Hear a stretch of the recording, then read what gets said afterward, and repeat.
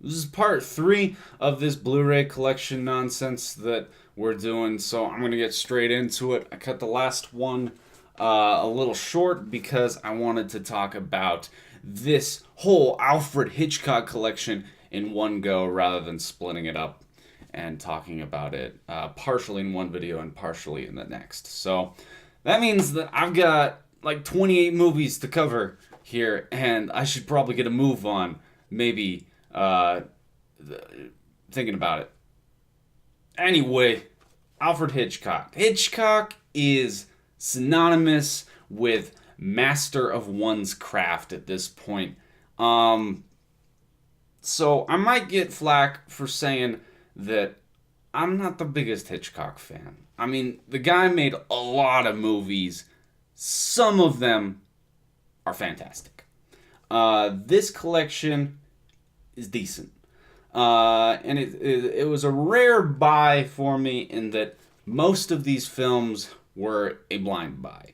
That's something that I very rarely do, because if I were to allow myself to buy Blu-rays that I hadn't seen based on whims and the recommendations of others, I could see myself kind of going out of control with that. I like to sort of hold myself to a certain standard and know that what I'm purchasing is worth my money. But these, I figured, were essential watches for the most part, and I'd already seen Rear Window, which is solid. Rear Window is distinctly a Hitchcock film, and that's a good thing. It provides a unique perspective. It's a bit of a unique film. One of the greatest movies of all time? I'm not so sure. But it's a movie that I don't know if anyone could have made it better than Hitchcock himself. Other movies included, we've got Vertigo, North by Northwest, Psycho, and The Birds. One by one, Vertigo, I've yet to see all the works of Hitchcock, but Vertigo is by far his best. In style, in technique, all of the great things about Hitchcock come out very much in Vertigo. So that's an essential watch for the film lover. North by Northwest is a fun bit of cinema, but as I've said before, it's one that gets bonus points for just being classic cinema. It's a movie that its appeal is that it's full of fun and action and adventure. And in today's cinema, I think that there are movies that achieve that to heights that just blow movies like North by Northwest out of the water. But that's blasphemy, so I'll just kind of stop there. Fun movie, not disappointed to own it. And Cary Grant makes for a great spy thriller kind of lead. Psycho, classic. Probably the film in this collection that will get the most rewatch, that has the most replay value. For me, the kind of thing that you can whip out for all sorts of situations, and I think all kinds of people can appreciate it. And for a film of Psycho's age to have achieved that is really saying something. Of course, Psycho, it's classic, boundary pushing, pretty good movie. The Birds, not my favorite. Seen it twice. Still don't really get what the big deal is. Not scary in the slightest. And a movie I wish I could swap out of the collection. If you were to ask, to survey all Hitchcock fans, say, okay, we're making a 5-film Hitchcock Blu-ray collection.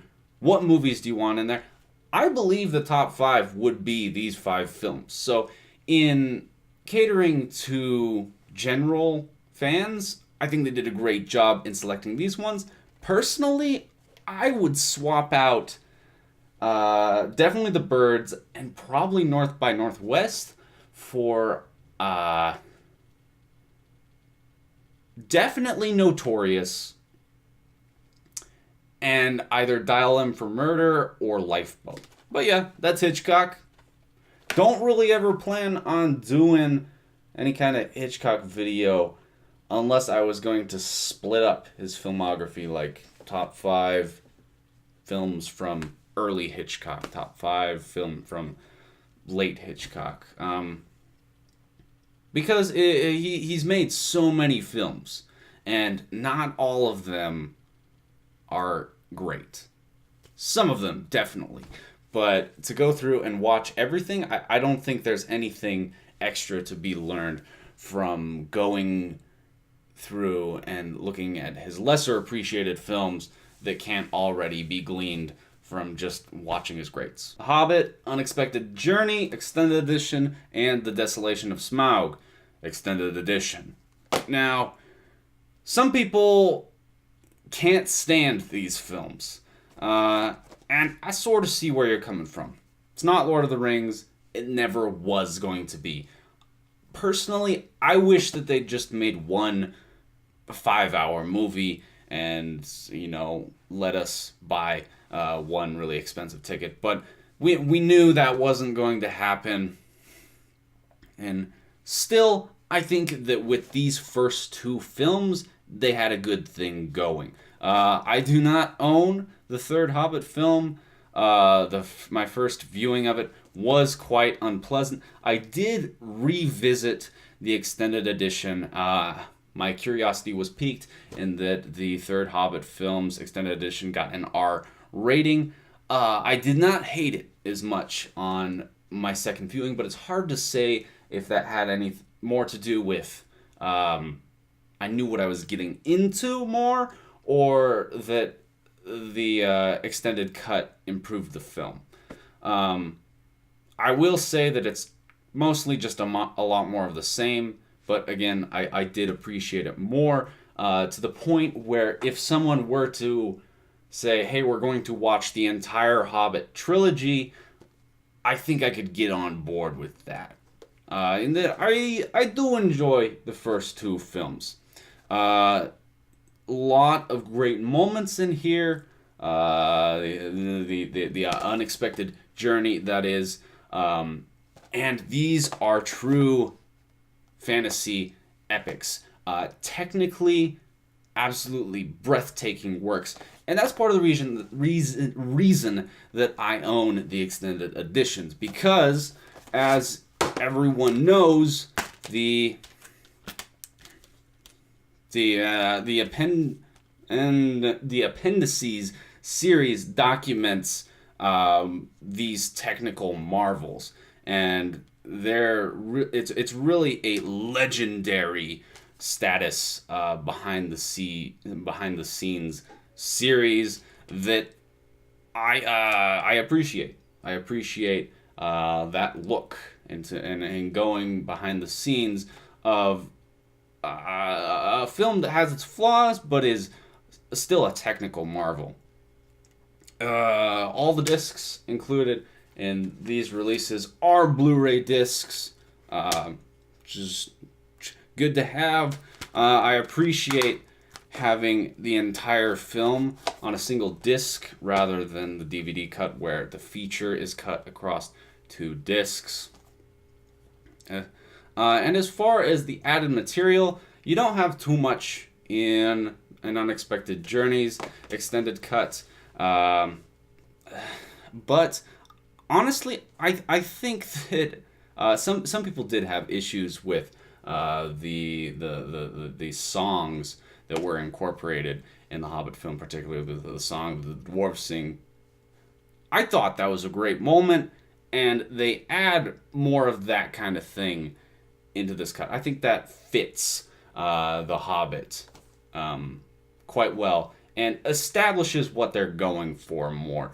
Although the Song of the Goblin King is pure cancer, some of what they do establishes the clashing of cultures between the elves and the dwarves, which is vital to the story later on, the overarching trilogy story. So, whatever. If you've got an extra 12 minutes, you might as well watch the extended cut. But again, that Goblin King song, oh my god. Desolation of Smaug, just about everything they added to this cut, I appreciated. So, this is definitely the strongest film in the trilogy, although they took some liberties that I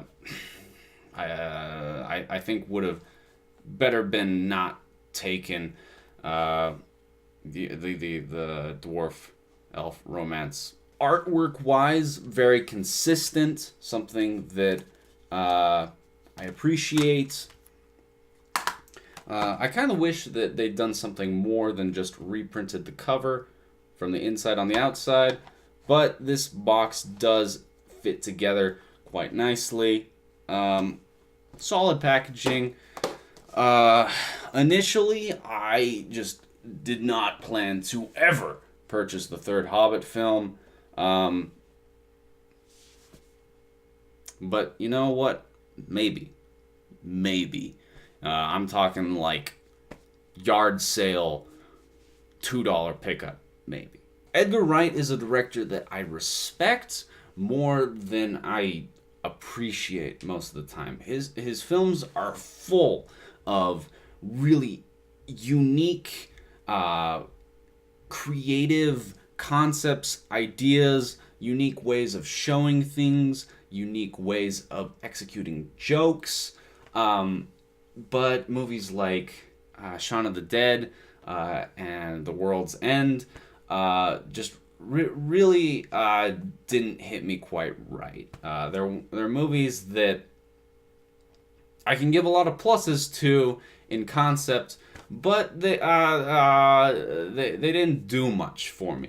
On the other hand, Hot Fuzz is an absolute riot. This movie is both hilarious and very self-aware, intelligent, well-made. So it's a movie that has everything that you can praise about other Edgar Wright movies, but is also just a really great ride. A lot of self-awareness, as I've said. This movie clearly references what it's parodying, and the final escalation of events that takes place near the end is hysterical. Tarantino's style has clearly evolved over the years, and I believe that Inglourious Basterds is the greatest of his films visually. The person who directed Inglourious Basterds had come a long way from the person who directed Reservoir Dogs. Thing about Inglourious Basterds, this is a great film, and its greatness lies in that it's both gut-bustingly hilarious and nail-bitingly intense. And those are two things that you'd consider them either or. A film is either a thriller or it's a comedy, not both. And somehow Inglourious Basterds does both of those things. And it's got great characters to boot. Brad Pitt, I think he's hilarious. The whole Bastards segment that they keep going back to, perfect. A+. Great stuff there. And then Christoph Waltz. I mean, Christoph Waltz's character in this is so good that he had to win 2 Oscars for it. So there you go. This is a nice halfway point for me between the indulgence of movies like Django or Hateful Eight, and the raw talent and power of the dialogue from Tarantino's earlier work. In Bruges is possibly my favorite screenplay. It showcases like textbook elements, like A plus B plus C. Your screenplay is going to be good, but it also certainly has its own flair, and it shows that sometimes A plus B plus C does make a great film. Whoever, I'm beginning to doubt that whoever designed this cover for the film had actually seen it, because this movie is pretty twisted, very dark comedy. Not the PG James Bond spin-off that this thing is. But Colin Farrell, Brendan Gleeson, Ray Fiennes, they're all great. A lot of deliberate but excellent moments. And the way this thing plays out is so great that I don't really want to spoil it, so I'm going to quit talking about it. Inception is a great movie. Inception is Chris Nolan's best movie to date. That's kind of a bold claim, but I am plenty prepared to back it up, in that Inception is the kind of vision, the kind of movie that needs millions upon millions of dollars to get made. But in concept, it's not the kind of film that studios like to back. And that's probably what's great about Nolan, in that the studios trust him. He's a huge $200+ million budget director that's given a decent amount of artistic leeway, and that is incredibly rare in today's movie world. But he gets solid results. Inception is a visual masterpiece with great characters, a great story, a nice, gimmicky but still interesting concept,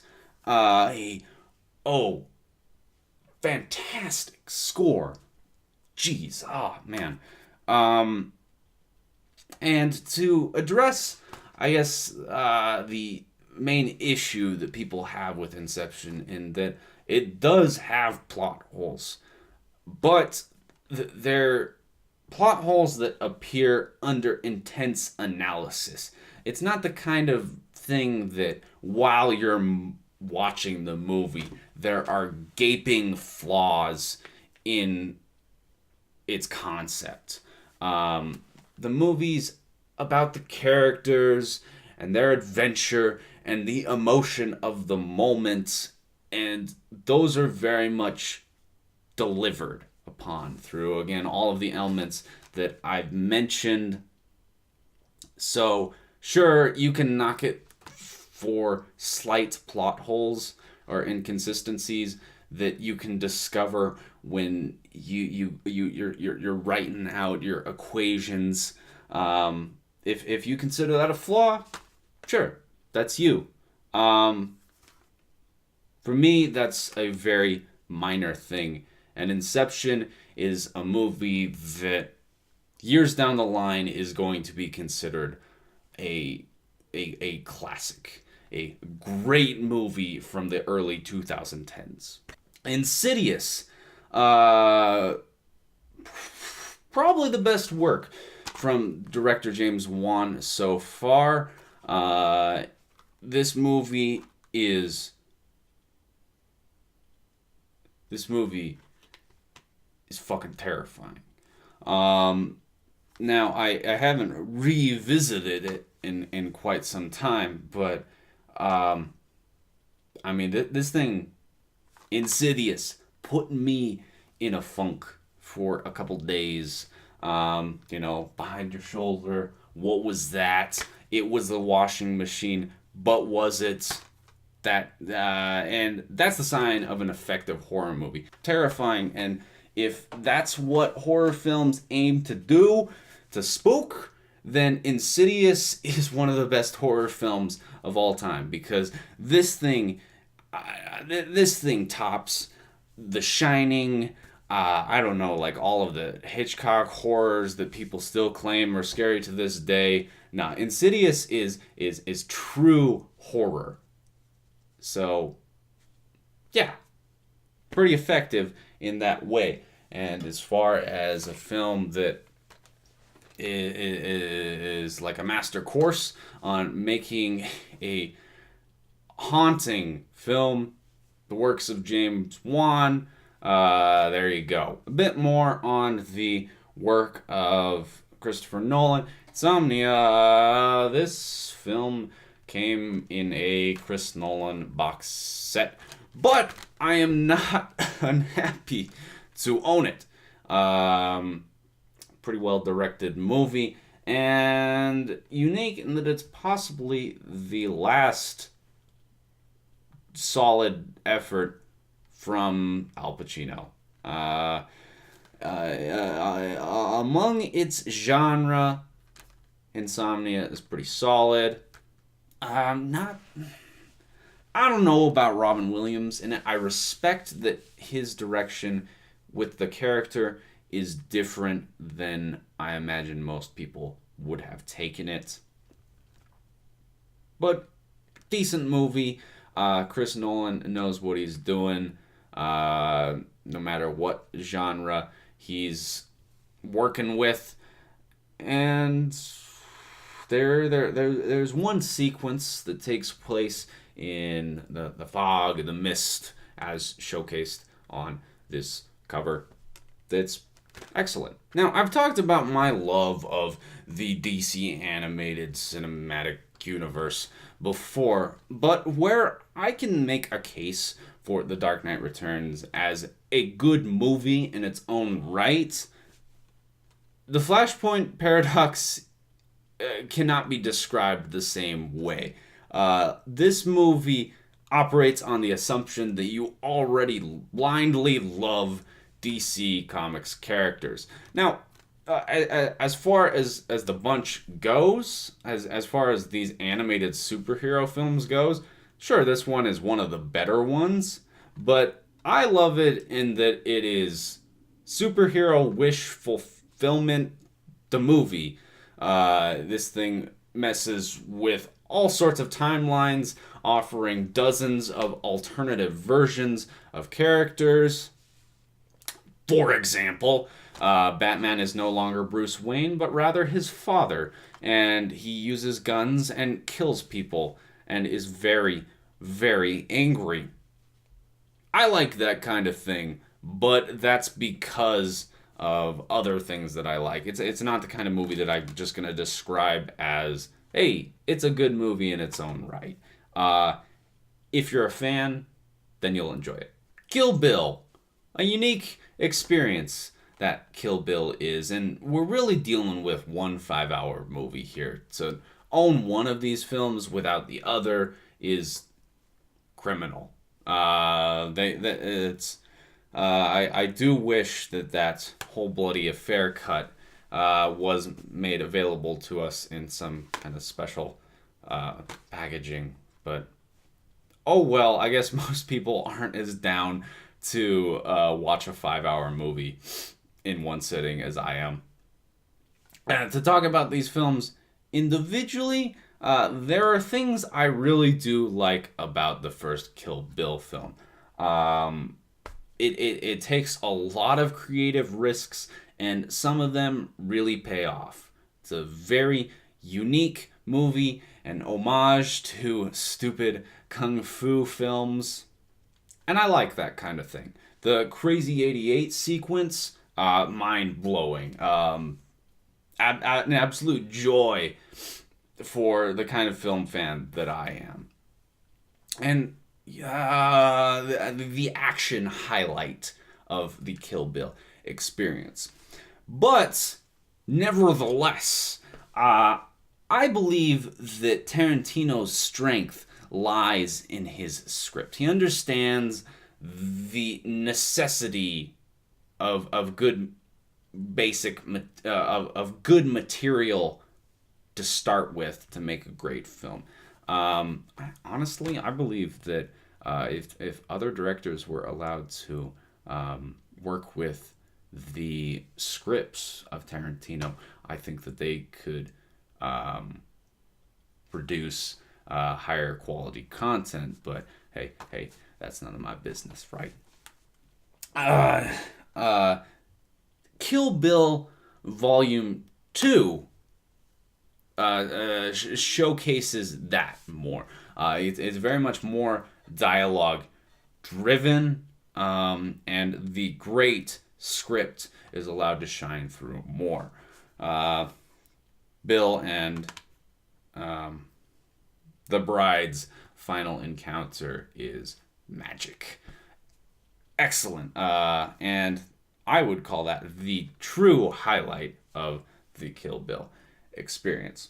For me, Volume 2, far superior to the first, but happy to own the whole thing. Really trying to keep this thing going, guys. Trying to keep it going, and we're going to talk about Stanley Kubrick's The Killing, Criterion Edition.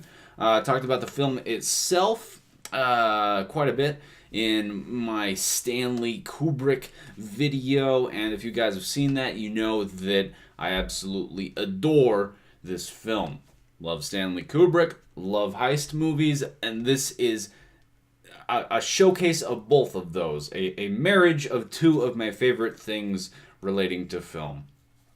So, the movie's great, but as far as the release goes, also excellent. The film itself looks great, but included on a single Blu-ray disc is also, and I didn't know this when I purchased this film, also included is Kubrick's second film after Fear and Desire, Killer's Kiss, which is a decent movie. You can see the seeds of what Kubrick would later become.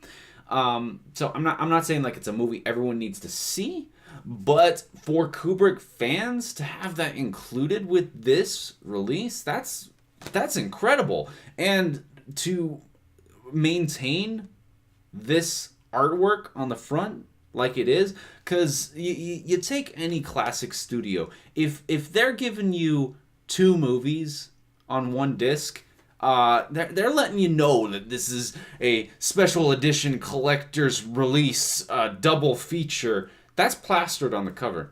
Not the case here. And I'm not talking about like some shitty 480p DVD transfer.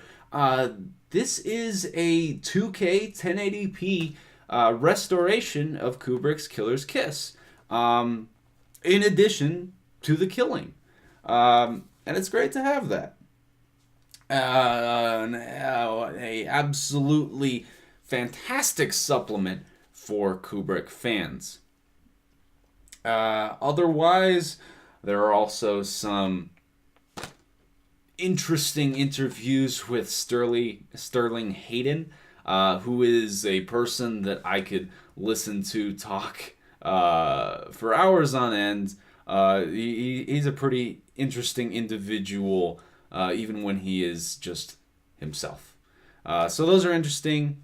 If you own this release, I'd recommend checking those things out. Keeping on with my boy, my man, the man Stanley Kubrick. Stanley Kubrick triple feature. Why not? Of course, I've also talked about all three of these films, so I'll just be brief. 2001, Space Odyssey is a cinematic experience, one of the greatest science fiction films of all time. A Clockwork Orange is shocking to this day, and The Shining is an excellent horror movie. As far as the release goes, if you need these three movies, Yeah, this is an economic way to get them, but be warned that it is not the best of releases. This whole design lets the spindles like cut into each other, so there is potential for your Blu-ray discs to be scratched, which is death, because anyone who's been collecting Blu-rays for a while should know that Blu-rays don't like the scratch. Generally, you're safe. But when they do scratch, you are absolutely fucked. There is no coming back from that. Which kind of sucks. I mean, this format over DVD all day, every day. But, yeah, it's kind of a problem if your disc does end up getting scratched. And there's a design flaw in these triple feature packages. But to own those three films is a great thing because they're all pretty solid. Another Criterion coming from Martin Scorsese, one of the first Criterions I actually purchased. We've got The Last Temptation of Christ, which is a great movie regardless of your religious affiliation. Even if you're not a religious person, I think you can recognize that the story of Christ has real potential. I mean, there's options for special effects through the miracles. It's a familiar, sales-worthy story. It's got a killer climax, twist ending. Come on. But even beyond that, this film paints that story, takes that material, and presents it in a unique light that gave me a new appreciation for what material it is covering.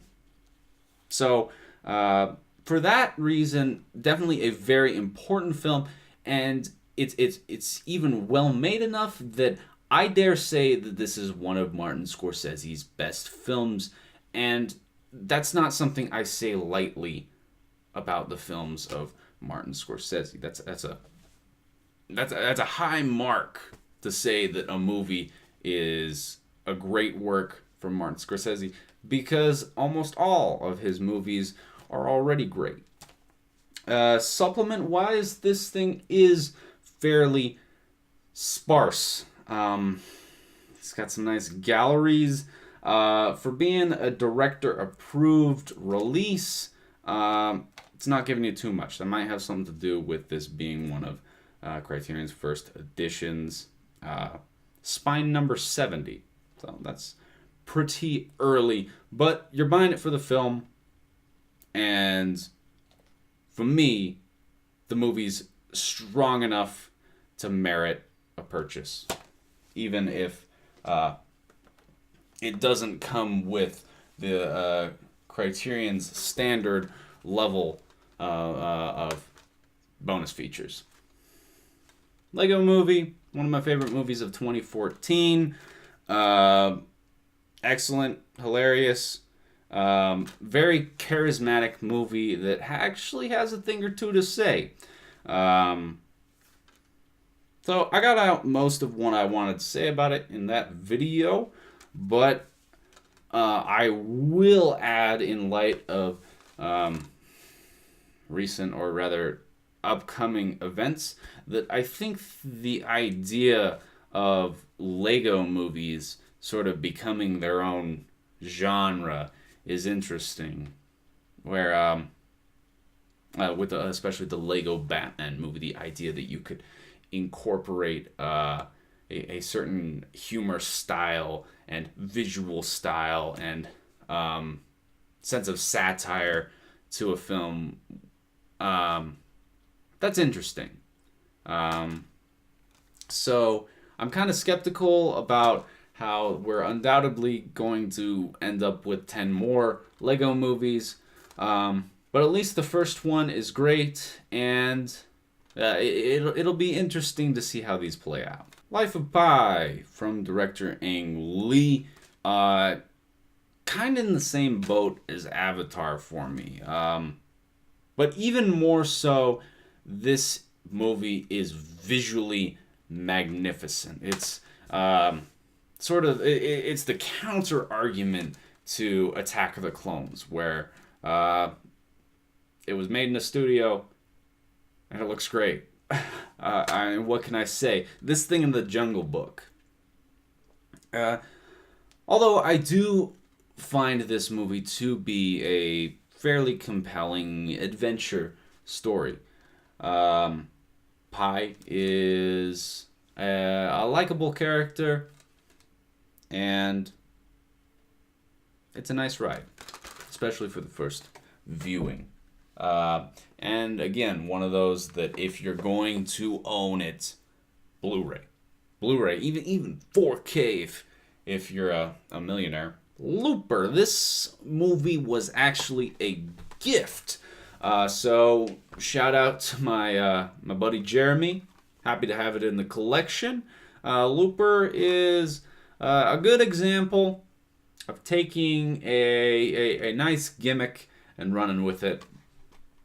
And again with the plot holes, sort of works like Inception, although maybe not to the same degree, because there are elements of Looper where while you're watching it, there's potential for you to start scratching your head. You know, like what? Why would this do that? And it doesn't quite add up as neatly, but it's a fun ride, and it presents interesting circumstances. For sci-fi fans, I think this is one of the most entertaining sci-fi films to come out in years. Last, but certainly not least, for today, we have the Holy Trilogy, Lord of the Rings theatrical versions. Now, I'm not one to hate on either version of the Lord of the Rings trilogy. And it really depends on the movie whether I prefer the theatrical or extended cuts, and also the circumstance in which I'm watching them. In general, I'd say Fellowship, stick to theatrical. Two Towers, watch the extended if you have time. And Return of the King, definitely go extended. But it's not like any of these movies are a point up or down the scale between the theatrical and the extended cuts. Across the board, the movies understand that it's in the characters and the hero's journey, and the subtle, smaller scale emotional moments that a movie achieves greatness. And the pure scale and immensity and awesomeness of the movies is great, but that comes after the important things have been taken care of. It's really incredible that we have this near perfect trilogy where pretty well across the board, look at any series, even just trilogies, there's always going to be that runt of the litter, that one film that just is dragging the grade point average down. And with Lord of the Rings, we don't have that, at least in this core original trilogy. That's just fantastic to me. Ian McKellen and Andy Serkis in particular are fantastic. Lord of the Rings is quite possibly the best scored films of all time. And it's a true fantasy epic. Great movies. what else can I say? Lord of the Rings. Gotta love it. And that's part 3 of the Blu-ray collection series. Thanks so much for watching. Hope you guys enjoyed this. Part 4 coming in, I don't know, like a month. But for now, I'm afraid this is.